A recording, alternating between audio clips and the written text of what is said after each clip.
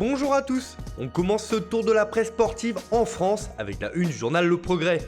Et c'est l'entraîneur de l'Olympique lyonnais qui est à l'honneur ce matin. En effet, Rudy Garcia a livré une longue interview au journal local dans laquelle il se confie sur l'avenir du club rhodanien. Alors que l'OL a encore des enjeux pour cette fin de saison, Rudy Garcia se montre ambitieux, notamment en Ligue des Champions et en Coupe de la Ligue. Comme le président, je n'envisage pas une saison sans Coupe d'Europe. On va être européen, on va saisir cette ou ces occasions, a-t-il notamment déclaré. Au niveau du mercato, le coach français ne veut pas perdre d'éléments avant ces rencontres importantes, comme il l'a souligné.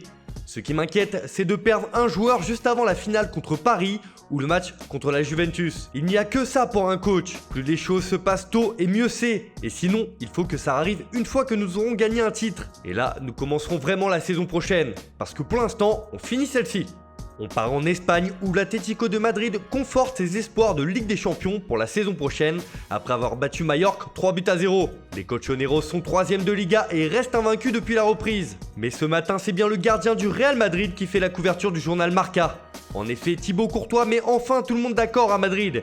Et la publication ne s'y trompe pas en estimant que la Casablanca a enfin un gardien de champion. Cette saison, le portier belge n'a encaissé que 0,63 buts par match, ce qui est la meilleure moyenne défensive de l'histoire du club. Rien que ça. C'est donc l'année pour que le dernier rempart du Real remporte le trophée Zamora, attribué au gardien dont le ratio de buts encaissés par match est le plus faible dans le championnat. Un trophée qui échappe depuis 12 ans aux pensionnaires du Santiago Bernabéu. En maintenant ce ratio, Courtois est en bonne position pour le remporter.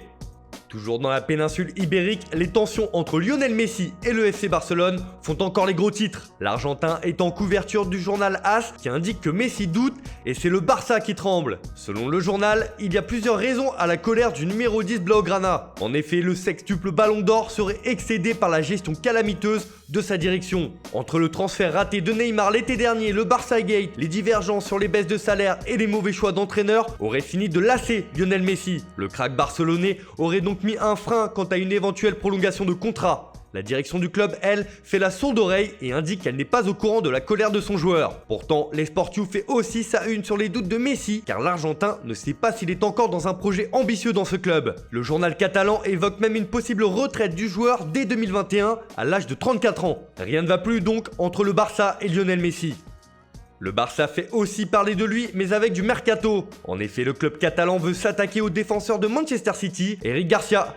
Le journal Sport annonce que les Blaugrana ont entamé des discussions avec le club anglais pour recruter le joueur de 19 ans passé par la Masia entre 2008 et 2017. Si les deux clubs n'arrivent pas à se mettre d'accord, le Barça tentera de le signer libre à l'été 2021. Mais le joueur est bel et bien la priorité du club à ce poste cet été. Du côté de Mundo Deportivo, c'est Miralem Pjanic qui fait la une. Après l'officialisation du transfert du Bosniaque, le média catalan s'interroge sur ce qu'il peut apporter à cette formation barcelonaise. Et grâce à sa polyvalence, il va apporter de nombreuses solutions au milieu de terrain. Il permettra à Sergio Busquets de souffler un peu et surtout maintiendra une certaine pression sur Frenkie de Jong au niveau de la concurrence. Le joueur est attendu de pied ferme en Catalogne et doit permettre au Barça de se renouveler au milieu de terrain.